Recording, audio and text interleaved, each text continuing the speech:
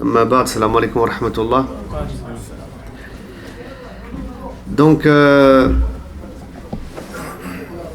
me présente, je m'appelle Shakil Siddiq. Donc, j'ai plusieurs activités. Je suis conférencier, je traduis, j'écris et surtout j'enseigne. J'enseigne dans plusieurs écoles comme Al-Imed, l'Institut musulman d'enseignement à distance. J'enseigne aussi à Paris, sur le week-end, à la mosquée d'Orly et dans d'autres lieux. Mais essentiellement, parmi mes fonctions principales, c'est d'enseigner à l'école Al-Kindi, juste à côté, l'islam, culture de l'islam, aux collégiens et puis à une partie des lycéens. Donc je suis ensuite spécialisé aussi dans le domaine de la vie du prophète Mohammed sallallahu alayhi wa sallam, la vie des compagnons, des 4 califes, la spiritualité, les courants de pensée anciens et nouveaux. C'est, on va dire, mon domaine de compétences. Voilà, ça c'était pour me présenter brièvement. Ensuite, par rapport au sujet qu'on va aborder ensemble, il s'intitule, si mes souvenirs sont bons, c'est la voix du prophète, sallallahu alayhi wa sallam, pendant le mois du Ramadan. La voix du prophète, sallallahu alayhi wa sallam, pendant le mois du Ramadan. Quand on s'arrête sur le titre, on peut se dire que c'est pas compliqué, c'est simple. On n'a qu'à ouvrir les ouvrages de hadith et on va voir comment le prophète sallallahu alayhi wa sallam y jeûnait.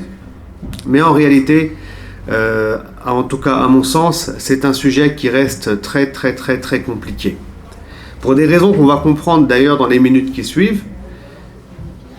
Mais une des raisons principales qu'on pourrait souligner là, c'est que la réalité du prophète Mohammed, sallallahu alayhi wa sallam, sa réalité spirituelle, sa pratique réelle aussi de l'islam, on ne la connaît pas vraiment. On a des informations, on imagine des choses, mais la réalité mohammedienne, comme on dit, la réalité de sa pratique, de sa foi, de sa spiritualité, on ne peut pas la connaître. Parce que le prophète Mohammed sallallahu alayhi wa sallam, c'est un être spécial, unique dans la communauté, on ne peut pas se comparer à lui. Donc, et tout ça on va le développer, vous allez mieux le comprendre.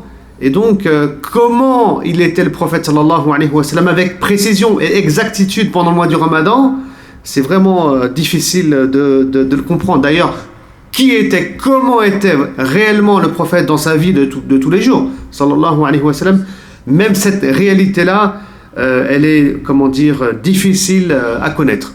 On essaie de connaître, on essaie de savoir, et ensuite, nous, à notre niveau, on essaie aussi de suivre. Parce que ça, c'est important. Le prophète Mohammed, sallallahu alayhi wa sallam, il est un exemple à suivre. Ça, c'est pour introduire le sujet. Donc, on essaye tous les jours, dans notre vie de croyant, de connaître le prophète, je répète, sallallahu alayhi wa sallam, et en même temps de le suivre, puisqu'il est un modèle. Pour commencer le sujet, on va partir de loin. J'aimerais m'arrêter avec vous sur le hadith qui nous parle, ou plutôt qui définit 3 mots.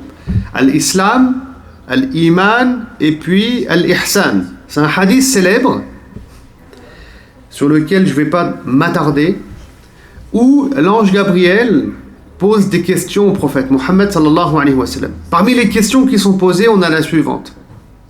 Qu'est-ce que l'islam? Autre question, qu'est-ce que Al-Iman? 3e question, qu'est-ce que Al-Ihsan? Il y a d'autres questions aussi. On va s'intéresser à ces 3-là. Concernant la première question, qu'est-ce que Al-Islam? On pourrait traduire littéralement par soumission. C'est, dira le prophète sallallahu alayhi wa sallam, donc attester qu'il n'y a de Dieu que Dieu, qu'Allah, donc l'attestation de foi. On a la salat, la prière, la zakat, le jeûne du mois du Ramadan. On a aussi le pèlerinage, le hajj. Et donc là, qu'est-ce que l'islam? Qu'est-ce que la soumission entre guillemets? Le prophète sallallahu alayhi wa sallam répond en citant les 5 célèbres piliers de l'islam. Oui, la shahada, c'est l'attestation de foi.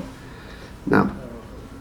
Ensuite, quand la question a été posée sur ce qu'est al-iman, on pourrait traduire la croyance, la foi, là aussi plusieurs choses ont été citées, on ne va pas détailler. On parle des piliers de la foi, c'est-à-dire, sans m'attarder, on a la foi dans les anges, la foi dans les prophètes, les messagers, les livres, Allah, le destin, ce sont les piliers de la foi. Donc il y a les piliers de la foi qui ont été cités par le prophète Mohammed sallallahu alayhi wa sallam. Et là, il faut déjà distinguer entre c'est quoi l'islam, où on est dans la pratique et on se concentre sur les 5 piliers de l'islam, et ce qu'est la foi. Là, c'est des notions qui sont liées au cœur, à la conscience, à l'intellect, des choses qu'on doit absorber, croire dans le destin, que ce soit bon et mauvais, c'est pas une pratique. On peut parler de pratique du cœur. Non. Troisième question, c'est quoi l'ihsan, que on traduit souvent par l'excellence. Et là, le prophète sallallahu alayhi wa sallam répondra, c'est de croire en Allah, de pratiquer sa religion, comme si Allah subhanahu wa ta'ala, il nous voyait. Bien que nous, on ne peut pas le voir, mais lui, il nous observe et il nous voit. Donc c'est vraiment, je répète, adorer Dieu comme si tu le vois, comme si tu le voyais. C'est pas pareil. Il y en a qui vont faire la prière ici à la mosquée, ils sont au degré de l'islam, ils prient, ils ont peut-être la tête ailleurs, et ils vont rentrer chez eux. Non. Tout ça, on va l'expliquer. Là, je vous parle d'adorer Dieu comme si vous le voyez. C'est un degré en fait. Tout le monde n'est pas à ce degré-là. Les savants musulmans, ils ont écrit beaucoup sur ce hadith qui est très célèbre, qu'on appelle hadith d'Ibril. Il y a beaucoup de choses qui ont été dites. C'est un des, hadiths piliers de notre religion. Et parmi les choses qui ont été soulignées, on a le fait que on a 3 catégories d'individus, 3 catégories de musulmans. On a celui qui est musulman, celui qui est croyant et celui qui est dans le degré de al-ihsan, de l'excellence. C'est-à-dire qu'il y a des musulmans qui pratiquent leur religion à travers les piliers, à travers des gestes apparents, mais la foi n'est pas encore présente dans le cœur. Elle n'est pas ancrée, on va dire. Elle est présente, mais elle n'est pas ancrée dans le cœur. Il y a une différence entre avoir la foi, et avoir une foi qui est ancrée. Non. Ils pratiquent parce que c'est obligatoire. C'est-à-dire à cause de l'aspect juridique et la norme qui est l'obligation de faire la prière. Mais pas par conviction forcément, ou par soumission, ou bien par amour. C'est important, l'amour d'Allah, subhanahu wa ta'ala. Oui. Donc c'est ça qui va distinguer le musulman, le musulman, du croyant qui est mu'min, qui lui, mashallah, il est à un degré qui est meilleur. Le mu'min, il est à un degré supérieur. Lui, il va prier parce que c'est obligatoire, oui c'est vrai, mais parce que c'est Allah, parce que, on aime Allah subhanahu wa ta'ala, et ainsi de suite. Bref, sans m'attarder sur le sujet là pour l'instant, j'aimerais que vous compreniez bien c'est quoi la distinction, entre muslim, mu'min et puis muhsin, c'est-à-dire celui qui est dans al-ihsan, qui lui va prier vraiment parce qu'il veut être dans cette proximité d'Allah subhanahu wa ta'ala. Il veut faire partie d'une grande élite, et qui va prier vraiment, imaginez, et c'est ça qu'on doit essayer, on doit essayer d'arriver à cet objectif. Tu es en train de prier comme si vraiment tu as conscience qu'Allah t'observe, tu as conscience que tu es entre ses mains, etc. Là, c'est un autre degré. Maintenant, si on connecte ce sujet, parce que l'objectif n'est pas d'expliquer le hadith, si on connecte ce sujet-là au sujet du jeûne, donc il y a des règles à tirer. Et après, on va le connecter à un autre sujet, c'est le jeûne du prophète, la voix du prophète, pendant le jeûne. Et là, on remarque qu'un savant musulman qui s'appelle Abu Hamid al-Ghazali, il a, dans son commentaire, dans son livre Ihya Ulum ad-Din, il a apporté une certaine explication, mais sans s'attarder sur le hadith que je viens de citer. Ça, c'est moi qui l'ajoute. Il dit qu'il y a 3 types de jeûneurs. Al-Ghazali nous dit qu'il y a 3 types de jeûneurs. On a le jeûne des gens du commun, le jeûne des gens de l'élite et le jeûne de l'élite de l'élite. Et en réalité là, ces 3 catégories qui cite Al-Ghazali, elles sont liées à l'islam, à l'iman et à l'ihsan. C'est-à-dire que le jeûne des gens du commun, c'est-à-dire awamun nas, ça c'est le jeûne des muslimines, ceux qui suivent l'obligation, qui n'ont pas une foi qui est encore ancrée, qui ne sont pas arrivés au degré de al-iman. Deuxième catégorie, le jeûne des gens de l'élite. Là, c'est pas les mêmes. Là, c'est ceux qui vivent le jeûne et qui essaient d'arriver à ces finalités et à ces objectifs dont on va parler. Et le jeûne de l'élite, là, c'est le jeûne de ceux qui veulent rentrer dans la proximité d'Allah, qui fuient les futilités et qui essayent d'être en parfaite harmonie avec le modèle du prophète Mohammed sallallahu alayhi wa sallam. Et le prophète, où est-ce qu'on va le classer ici?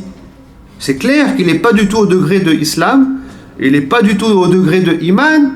Est-ce qu'il est au degré de ihsan, c'est-à-dire est-ce que le prophète sallallahu alayhi wa sallam adore Dieu comme s'il le voyait, bien qu'il ne le voit pas? J'ai envie de dire oui mais non. Oui, c'est vrai, ça c'est clair, c'est une certitude.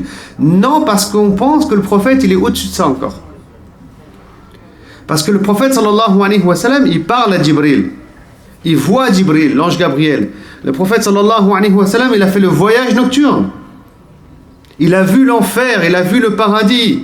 Il a des visions aussi de l'avenir. Il est le messager d'Allah. Donc il est encore un degré au-dessus.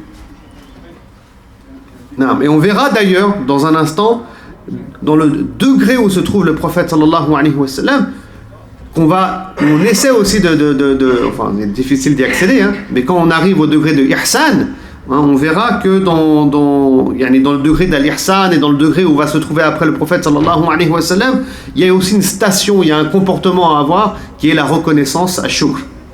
On y arrivera après.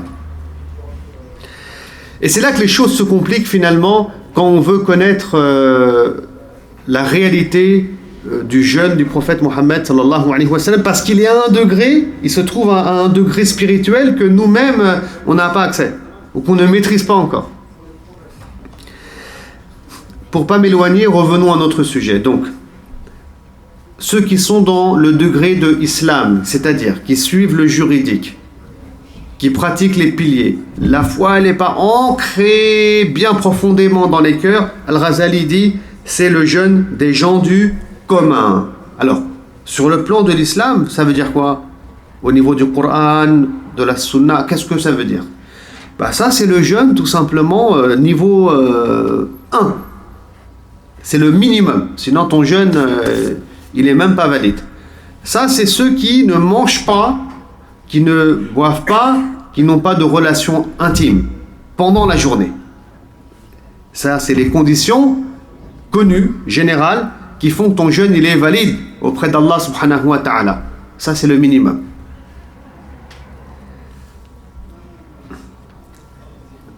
À côté, ils vont dire des gros mots, ils vont mal parler, ils vont pas se maîtriser, ils vont perdre leur temps. Mais leur jeûne, il est valide aux yeux d'Allah subhanahu wa ta'ala. Les conditions, elles sont les piliers, les conditions indispensables du jeûne sont respectées. Mais c'est, voilà, le jeûne de la masse musulmane, c'est ceux qui sont au premier degré.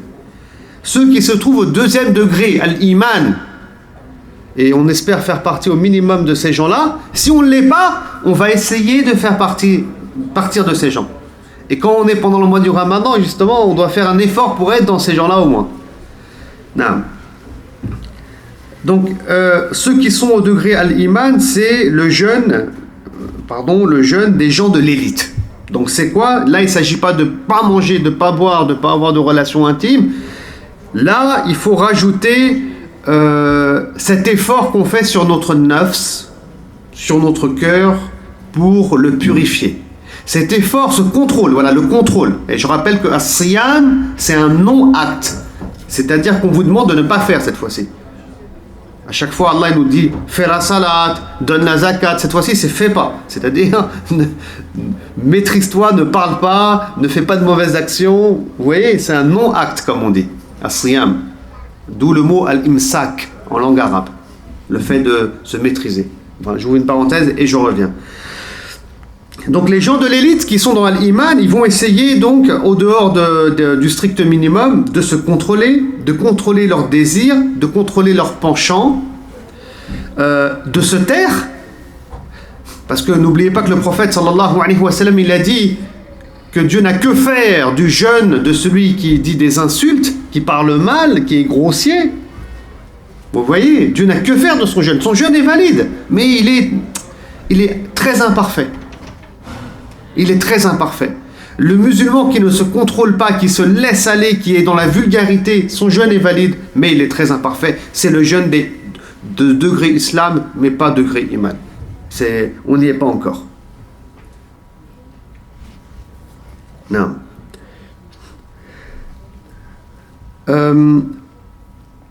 C'est aussi dans ce degré-là, al-iman, qu'il y a l'objectif à atteindre du jeûne. L'objectif du jeûne, c'est quoi? C'est d'atteindre ce qu'on appelle la taqwa. On va y arriver après. Parce qu'Allah subhanahu wa ta'ala, il nous dit qu'il nous a prescrit le jeûne la'allakum tattaqun, afin qu'on atteigne ce qu'on appelle la piété révérentielle, etc. Yani, la crainte révérentielle, la piété, la taqwa, c'est un sujet complexe et long. On va essayer de l'expliquer en 2 mots tout à l'heure, Inch'Allah. Et donc, quand tu es dans le degré de la foi, de l'iman, c'est ça que tu essaies de viser. Si tu ne l'es pas, tu es dans le degré moindre, tu te dis, alhamdoulilah, j'ai jeûné. Alhamdoulilah, j'ai accompli l'obligatoire. Tu vois? Mais ça, alhamdoulilah, c'est déjà bien. Il y a des gens qui jeûnent même pas. Mais c'est pas suffisant. Il faut améliorer. Wallah, c'est ça qui est important. Quand je dis il faut améliorer, parce qu'on est tous ici présents dans un cheminement spirituel. N'oubliez pas ça, un cheminement spirituel. Il y en a qui sont au degré islam, mashallah. Alhamdulillah, t'as dit la shahada, c'est bien. Mais essaie d'être meilleur dans les années qui suivent pour monter au degré iman et ainsi de suite. Et ces cheminements-là, où on essaie de se perfectionner pour essayer de ressembler au prophète sallallahu alayhi wa sallam, ça prend 30 ans, 50 ans, 60 ans. C'est un travail qu'on fait sur toute une vie. Non. Donc que chacun de nous essaie maintenant de monter au degré de l'iman, de s'y installer, de le perfectionner aussi. Progresser, oui. Non. Bien sûr, on peut toujours progresser comme on peut chuter. Malheureusement. Allah yahfazna, amin. Non.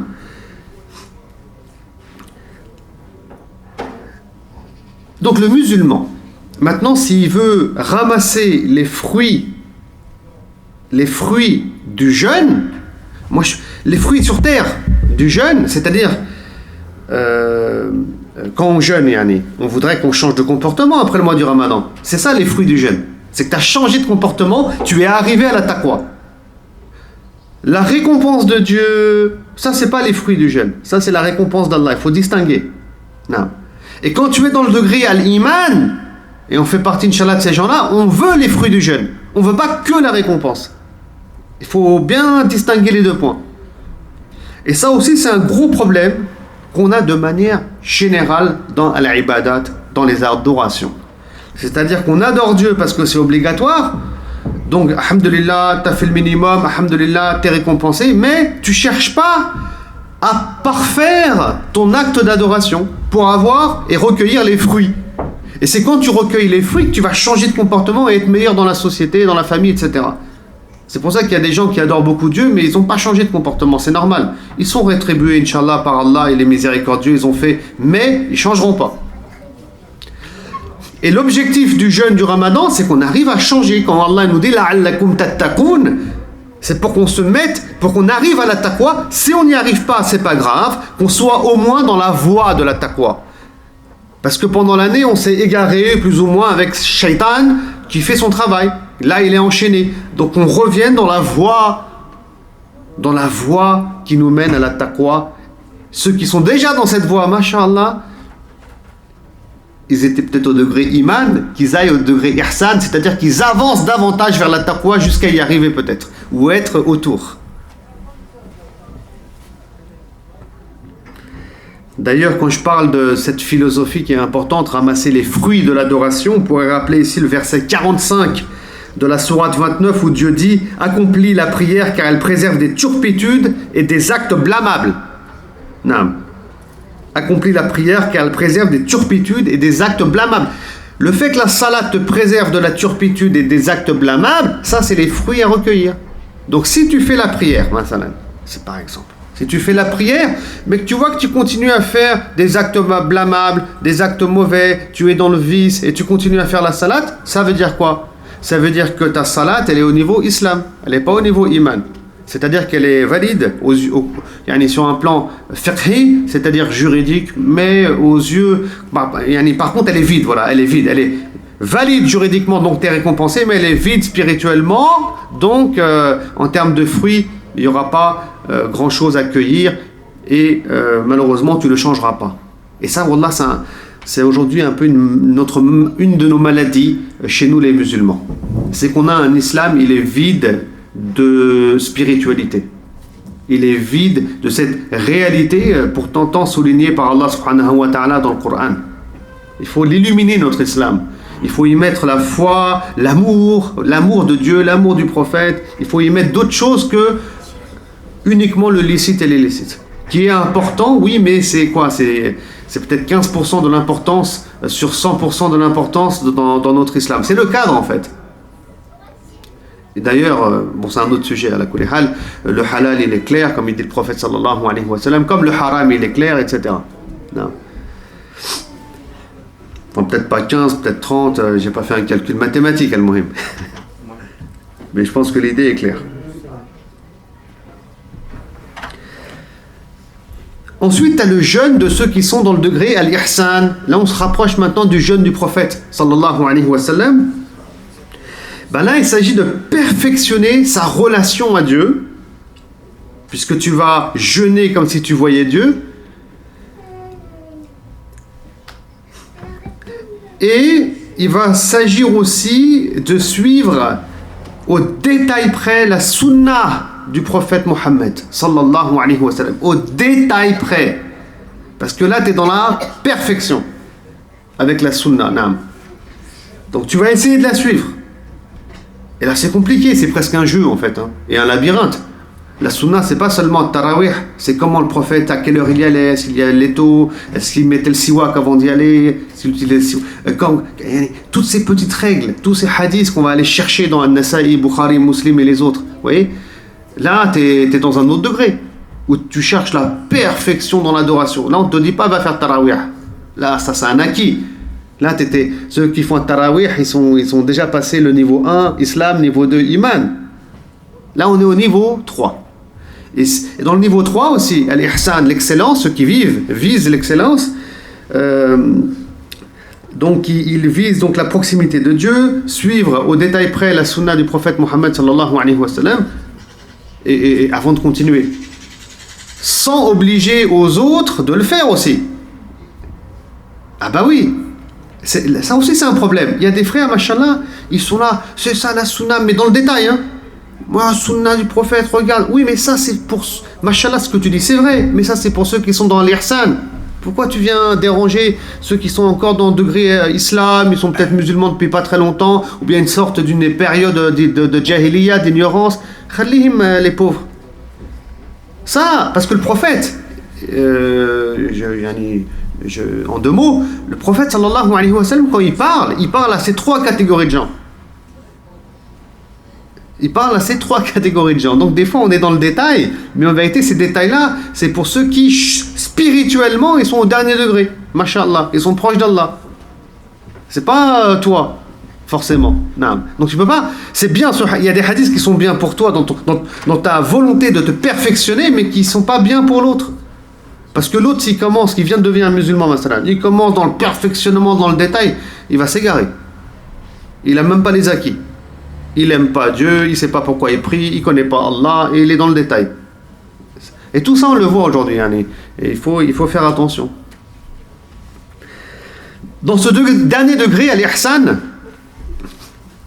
j'aimerais souligner qu'on ne jeûne plus pour la récompense d'Allah. Oui, alors, je vais m'expliquer. Le prophète sallallahu alayhi wa sallam, il a dit quiconque jeûnera pendant le ramadan et le fera avec une foi qui est sincère et en espérant la récompense d'Allah, ses fautes passées seront pardonnées. Ses fautes passées seront pardonnées. Et dans un autre hadith, le prophète dit, enfin c'est Dieu qui dit, puisque c'est un hadith qudsi, le jeûne m'appartient et c'est moi qui le récompense. Non. Mais arrêtons-nous plus sur le premier hadith. Non. Celui qui jeûne pendant le ramadan avec une foi sincère, etc., en espérant la récompense d'Allah, Allah lui pardonne ses fautes. Oui. Quand tu es dans le degré ihsan, ce hadith-là, presque il t'intéresse plus. Ça peut vous choquer, vous étonner, mais je vais expliquer. Ça, ce genre de hadith, c'est pour les autres. C'est pour ceux qui sont islam, musulmans, ils sont motivés comme ça. Sinon, si tu les motives pas, ils vont pas y aller auprès d'Allah. Il faut les motiver. Ou bien ceux qui sont dans le degré al-iman. On veut que leur iman il soit encore plus intense, plus grand, plus profond. Donc on les motive davantage. Mais ceux qui sont au degré al-ihsan, ils n'ont pas besoin de ça. D'ailleurs, la notion de récompense ne les intéresse même plus. Ils sont à un autre degré, celui où ils adorent Dieu, ils adorent Allah parce que Allah mérite d'être adoré. Ils adorent Allah parce que c'est le Créateur. Ils adorent Allah parce que il est le seul qui doit être adoré. Et là, en plus de ça, c'est vraiment vivre ce verset parfaitement où Allah subhanahu wa ta'ala dit « Et je n'ai créé les djinns et les hommes que pour m'adorer. » Que pour m'adorer. C'est ça l'objectif ultime. Et les hommes de spiritualité, parmi eux aussi des femmes, comme Rabi'a al-Adawiya, au 1er siècle de l'islam, ont souligné ce point-là. Ils ont parlé de l'amour de Dieu qui est désintéressé. Et l'adoration de Dieu qui est désintéressée. C'est-à-dire, genre c'est un peu le perfectionnement, si tu veux, où tu vas adorer Dieu, mais pas par crainte de l'enfer ou parce que tu as envie d'aller au paradis. Non, il n'y a plus aucun intérêt. Tu adores Dieu parce que c'est Allah, c'est tout. Allah il t'a créé, c'est le créateur, c'est un Rabb. Hein? Et il mérite d'être adoré. Oui. Et le prophète sallallahu alayhi wa sallam, quand il jeûne et quand il adore Allah, il est dans ces degrés-là, lui. Et quand on parle de récompense, ça c'est pour, encore une fois, les autres. Bon. Maintenant, pour continuer, on va rentrer dans le détail. Ça, c'était peut-être la première partie de mon intervention. Maintenant, on va rentrer dans le détail et on va essayer de voir brièvement, rapidement, maintenant, dans la précision de quoi il s'agit lorsqu'il s'agit de jeûner comme le prophète sallallahu alayhi wa sallam.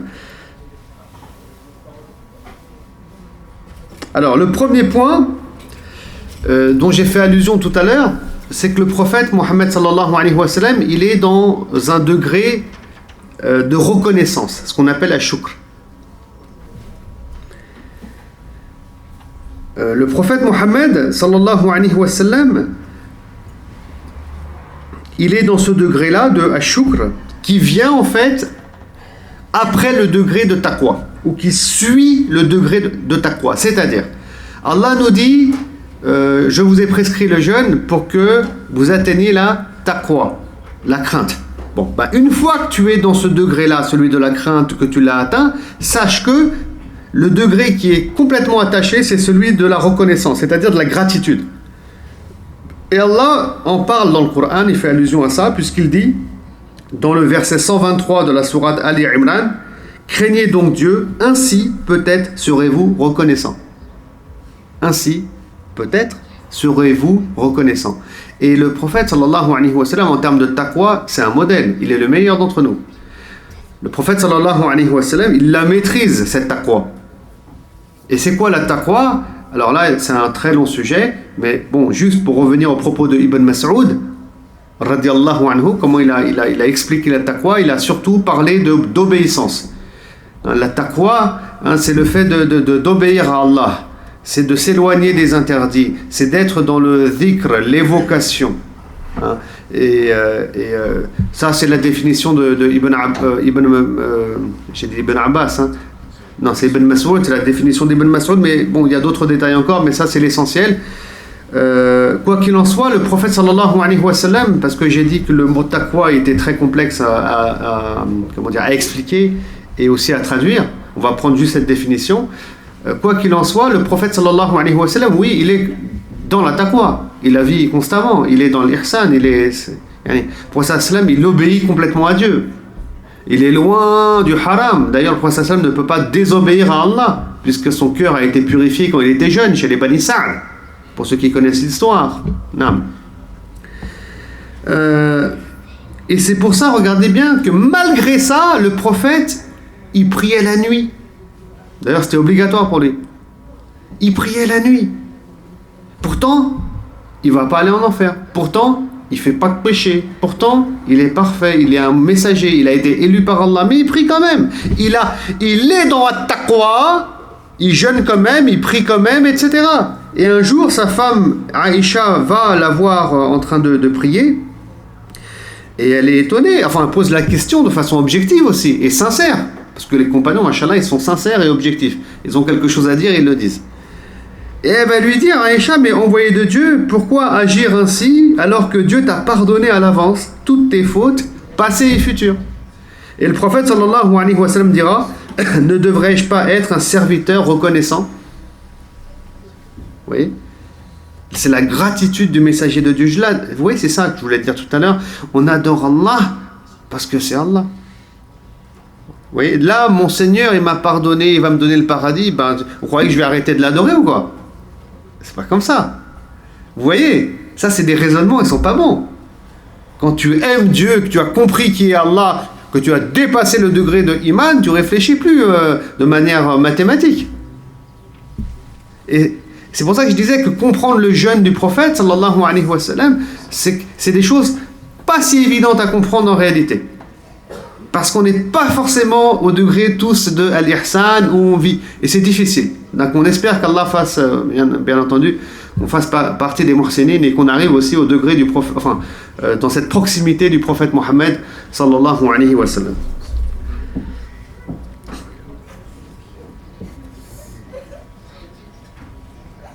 Dieu, donc voilà, ça c'est et pour continuer sur ce point-là, c'est-à-dire que la reconnaissance, parce que nous aussi il faut qu'on ne soit pas ingrat, et ben le mois du Ramadan met en place tout un système pour nous aider à arriver à la taqwa et puis pour arriver vers la gratitude. Donc il faut qu'on en profite, Inch'Allah. C'est pour ça que c'est pendant le mois du Ramadan, si vous voulez, qu'il y a les prières nocturnes de Tarawih. C'est pas le hasard. C'est le mois du Coran. On va en parler dans un instant aussi. Le Coran, il est central. Hein? Pourquoi? Parce que quand on est en train de souffrir de la faim, quand on est en train de jeûner sur un plan physique, d'accord, on est en train d'ouvrir toutes les portes à notre âme, parce qu'à l'intérieur de notre corps, il y a l'âme. Donc on est en train d'ouvrir les portes, et ça facilite l'accès ou l'entrée de la parole d'Allah dans votre âme, dans votre spiritualité, votre âme, votre âme.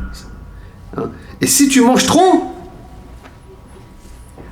et à l'excès, ça ferme les portes d'entrée. Ça, c'est déduit des textes.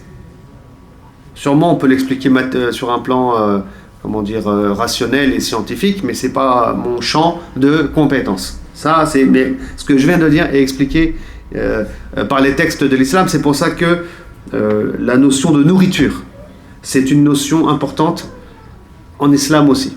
Et le prophète d'ailleurs sallallahu alayhi wa sallam nous dit que quand on veut manger même à fond et par excès, si tu veux, le maximum, hein, c'est un tiers pour manger, un tiers pour l'eau et un tiers pour respirer. Vous voyez, même là le prophète sallallahu alayhi wa sallam il a parlé. Pourquoi? Pas parce que c'est un scientifique, hein, non, parce qu'il y a une relation entre le spirituel, l'âme et le corps physique, subhanallah. L'âme est à l'intérieur du corps. Donc quand on est en train de jeûner, le corps souffre, ça ferme et ça ouvre, le corps souffre et l'âme maintenant elle écoute. elle est prête à recevoir. Et c'est là que toi tu viens avec le Coran, qui est la parole d'Allah, et là le Coran, toi ton âme va l'apprécier autrement, le Coran. C'est la parole divine, elle la reçoit autrement, elle y goûte cette fois-ci. C'est pour ça que il y a ce mois du Ramadan. Non. Donc il faut profiter en fait, si vous voulez. Pendant le mois, quand on est dans le degré iman, qu'on a la foi, et on fait partie de ces gens-là, Inch'Allah, pas seulement islam, ceux qui sont l'islam, qu'ils essaient d'être meilleurs pendant le mois du Ramadan, on profite de Tarawih, on profite de la lecture du Coran, on profite de toutes ces petites choses que Dieu et son prophète ont mis en place. Moi je dis souvent aussi que, alors là c'est peut-être un peu trop tard parce que le mois est entamé, mais je dis toujours, subhanallah, que le musulman, qu'il essaie d'avoir un programme où il essaie de lire le Coran intégralement pendant le mois du Ramadan, puisque c'est le mois du Coran. Non. Qu'il lise 20 pages par jour par exemple. S'il lit 20 pages par jour, au bout de 30 jours, c'est-à-dire à la fin du Ramadan, il a terminé le Coran. Mais ça, il faut avoir l'intention avant. À mes élèves Al-Kindi, je leur ai un peu dit ça, tout ça. Je leur ai expliqué, j'en ai profité, il y avait du monde. Je leur ai dit, écoutez, le conseil de classe, il est terminé. Vous allez rentrer dans le Ramadan, il n'y a rien à faire. Il n'y a plus de devoirs, plus rien. J'ai dit, vous remplacez les devoirs par la lecture du Coran. Tu lis 20 pages par jour, à la fin du mois, tu as terminé. Ah, c'est dur, c'est difficile, comment je vais faire, Et je dis, mais la vie, elle est difficile. Je dis c'est difficile parce que quand tu vois un livre comme ça, t'as peur. C'est vrai. Et nous aussi on a peur, même les grands. Hein. C'est pour ça que je m'adresse à vous. On a peur, 600 pages, ou c'est grand, comment je vais faire? Mais c'est difficile parce que t'as peur. Mais t'as peur à partir de quoi? À partir du néant en fait, parce qu'il n'y a pas de raison d'avoir peur. Surtout avec Allah, parce que quand Allah il facilite, eh ben c'est facile. Après même toi t'arrives pas à comprendre. Parce que comment j'ai fait? Je sais pas, pourtant j'ai pas eu mal. J'ai dormi tranquille, j'ai même regardé le foot un peu, mais je comprends pas. Même moi, je comprends pas. J'ai fini. C'est vrai, c'est comme ça la vie. La vie spirituelle, elle est comme ça. Non. Et donc, c'est le mois du Ramadan qu'on essaie de lire le Coran et surtout que, là, il y a des choses parfois. Regardez. Des fois, il y a des gens, ils sont très colériques. Vous savez, ils sont colériques à la maison. Voilà, ils crient, machin. Ils sont colériques, ils n'arrivent pas à se contrôler. Vous savez? Ou bien quand ils font quelque chose, ils commencent, mais ils n'arrivent pas à le terminer. Ils arrêtent au milieu. Si tu lis le Coran 20 pages par jour pendant tout le mois du Ramadan, il y a une guérison par rapport à ces deux maladies, déjà. Comment, vous allez me dire? C'est simple. Je vais vous dire. Parce que tu vas apprendre à patienter déjà. Tous les jours, tu vas te prendre la tête à lire 20 pages. Donc tu vas apprendre la patience. Tu vas te forcer à patienter. Et la patience va naître en toi de cette manière-là. Il n'y a pas de miracle. Tu as fait un exercice qui est la lecture du Coran, qui te demande de la patience. Donc tu as fait un exercice qui a créé de la patience en toi et qui va faire naître de la patience en toi. Ça va devenir un comportement chez toi.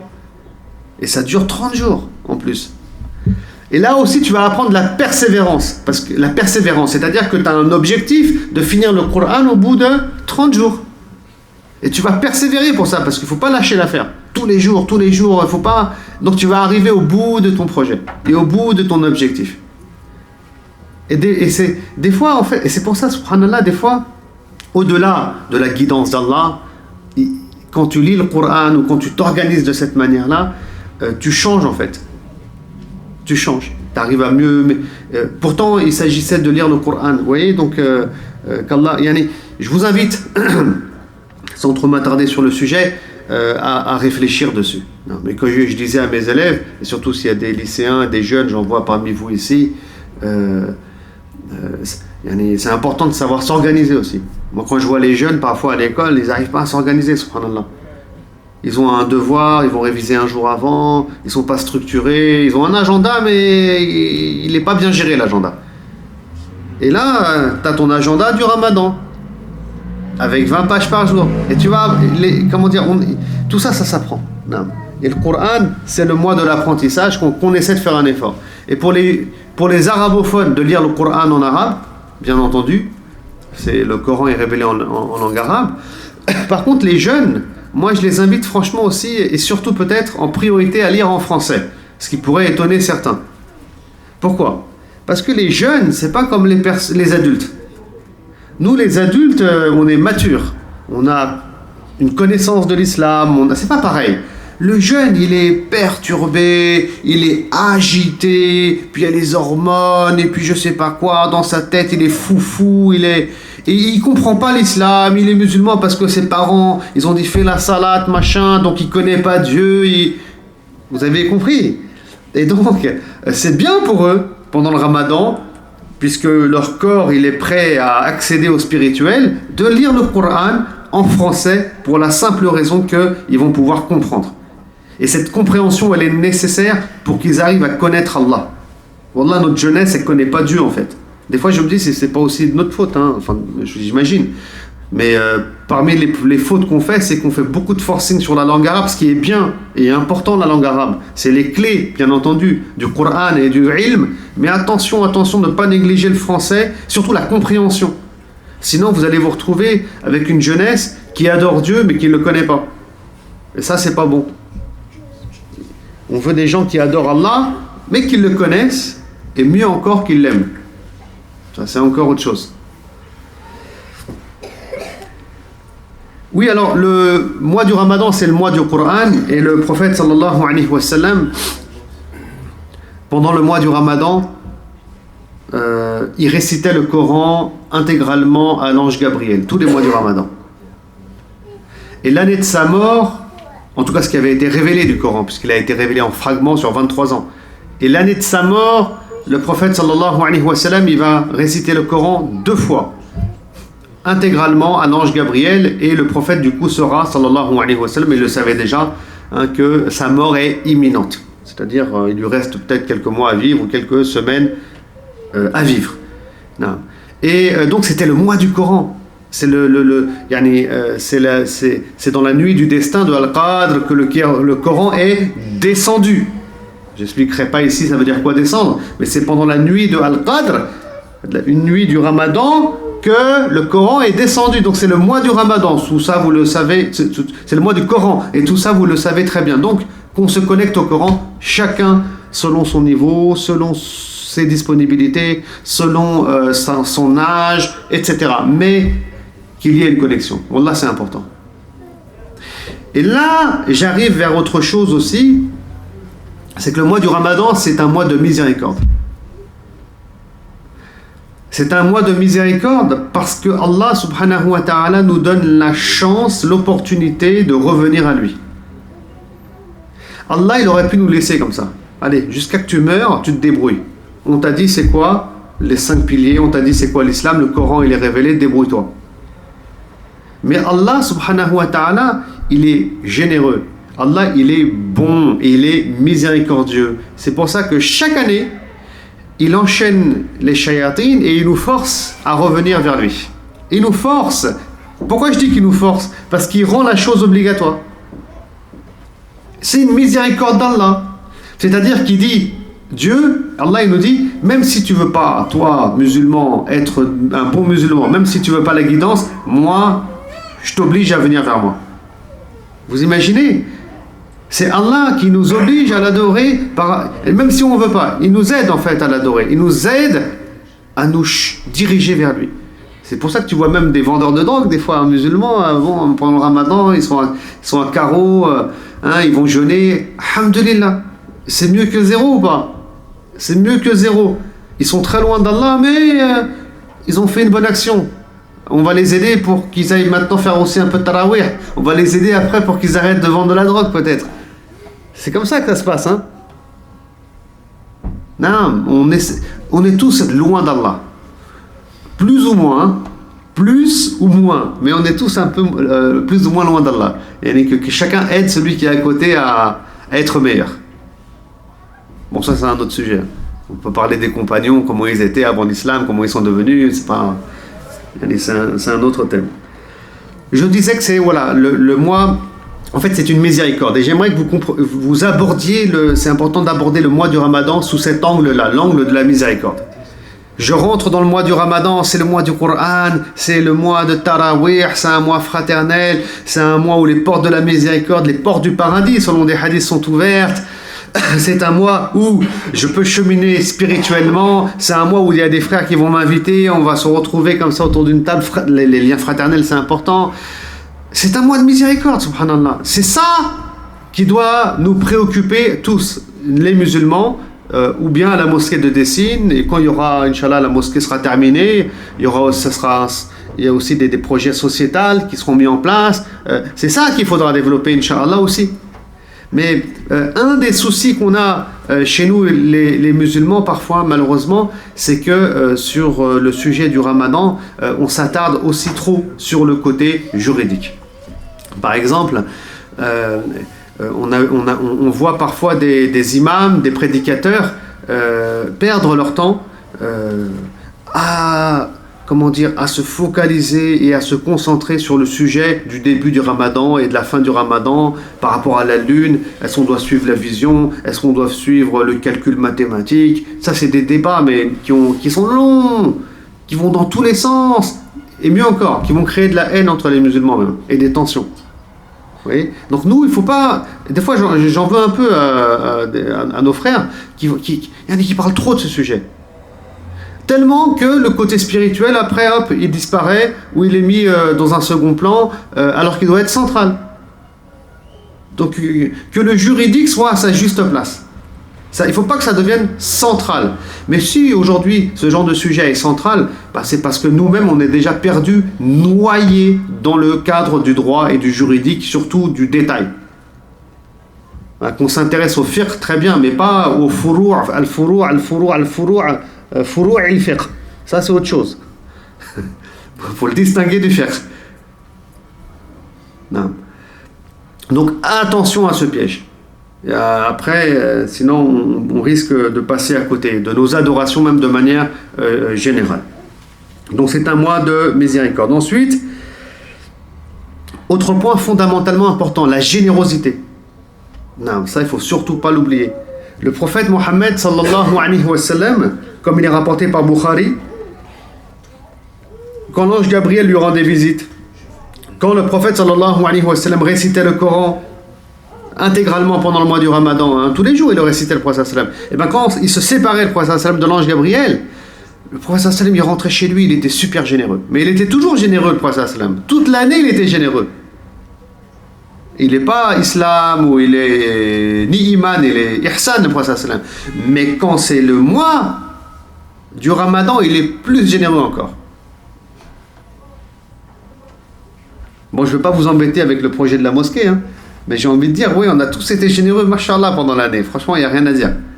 Mais si on peut être encore généreux, plus généreux pendant le Ramadan, si je fais un qiyas, un raisonnement par analogie, on est vraiment sur la voie du prophète, Mohammed sallallahu alayhi wa sallam. C'est pas moi qui l'invente, c'est rapporté par Al-Bukhari. Et puis là, je vous parle à vous, mais je parle à moi-même aussi. Ah oui, parce que moi aussi, je suis à mes degrés. Je suis pas prophète. Non. Pourquoi je dis que c'est important la générosité? Parce que y a ce hadith tout d'abord, mais il y a autre chose encore, c'est zakat al-fitr. C'est-à-dire qu'à la fin du mois du Ramadan, il y a cette zakat qui est obligatoire que tu vas donner. Zakat al-fitr, en euros, ça, je crois que c'est à peu près 5 euros peut-être par personne, en gros, pour avoir une idée. Mais peu importe, c'est pas ça le sujet. Le sujet, c'est pourquoi.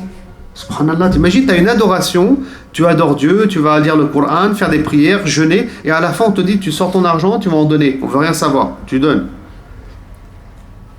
Et tu as le prophète sallallahu alayhi wa sallam qui est généreux pendant tout le mois du Ramadan. C'est simple, c'est simple. Il faut que vous compreniez quelque chose, et wallahi c'est très important. On trouve un peu on trouve pas un peu, mais beaucoup cette philosophie dans le Coran, quand par exemple Allah il nous dit wa aqimus salat wa atuz zakat. Fais la prière et donne la zakat. C'est complet, les deux sont liés. Vous avez vu dans le Coran, dans plein de versets c'est comme ça. Pourquoi? Je peux pas prétendre y répondre avec précision, mais une des raisons, c'est que ton adoration d'Allah, on n'en veut pas. Elle n'est pas bonne, elle est nulle, elle est à côté de la plaque si tu n'es pas bien avec les gens. Ça, c'est important. Aqimus salat, prosterne-toi devant Allah, mais sois bien avec les gens en donnant la zakat. Jeûne pendant le mois du Ramadan pour Allah subhanahu wa ta'ala, mais n'oublie pas les créatures qui t'entourent, subhanallah. Donne la zakat ul fitr, sois généreux envers les gens. Quand tu regardes l'ensemble des textes, les choses deviennent vraiment claires, subhanallah. Et là aussi, il ne faut pas être négligent. On est des adorateurs du divin, mais ton adoration, elle a un sale goût, elle a un goût amer, elle n'est pas bonne, elle est détestable si tu n'es pas bien avec les gens qui t'entourent. Musulmans et non musulmans, bien entendu. Et c'est là aussi où la sonnette d'alarme, elle est tirée. Quand on voit ces gens autour de nous, les réfugiés syriens par exemple, ou bien les démunis de Mézieux, de Dessines peut-être, je ne sais pas, tous ces gens, ou les orphelins qu'il y a autour de nous, il y a des orphelins aussi à Dessines et ailleurs, des musulmans orphelins même, sans parler des autres. Quand on n'est pas bien avec les gens qui nous entourent, quand on ne les calcule pas, on les délaisse, on n'en a rien à faire, on les laisse dans leur coin mourir, et puis nous, on est heureux dans notre adoration, il y a un problème. Et ça aussi, il va falloir y remédier. Et c'est pour ça aussi que j'étais une fois sur Dessines et il y avait le frère qui parlait du projet de la mosquée, machallah, qui avait souligné un point important, c'est qu'on ne veut pas que ce soit une mosquée ordinaire où on adore Dieu seulement, mais on veut aussi lui donner une connotation sociale, si mes souvenirs sont bons. Et ça, c'est très important. C'est très important. Parce qu'il faut que les musulmans, ils apprennent, et c'est un des enjeux en France, à construire et à développer cette relation horizontale, mais aussi cette relation verticale. Les deux, ensemble. Aqimus salat wa atu zakat.